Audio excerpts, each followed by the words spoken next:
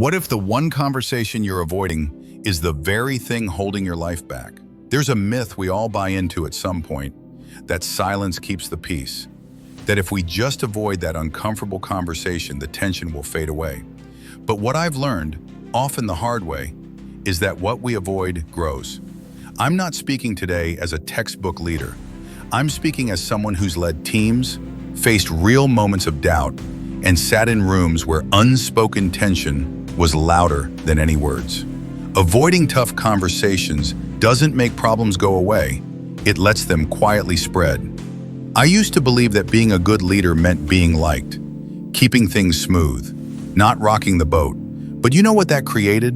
A culture of confusion, misalignment, and quiet resentment. There's one moment that sticks with me. A team member, incredibly talented, was slipping. Performance was off, the team noticed. They noticed, but I said nothing. I told myself, maybe they're going through something. Maybe next week will be better. But it wasn't.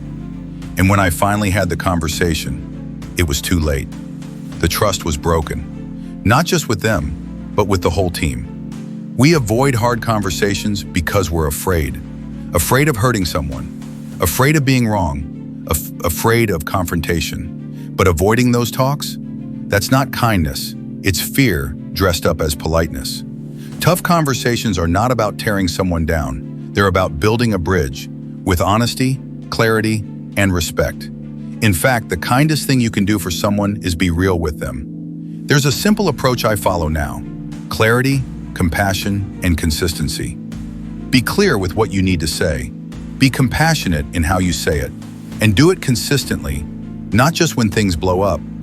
The truth is, you can't lead by hiding. You can't grow by avoiding. And you can't earn trust by staying silent. You don't need to be fearless. You just need to be brave enough to speak up, even when your voice shakes. So let me ask you, what conversation are you avoiding right now? What's the truth you've been too afraid to say? Because here's what I know. Growth lives on the other side of discomfort. And when you face the conversation you've been dreading, everything begins to shift.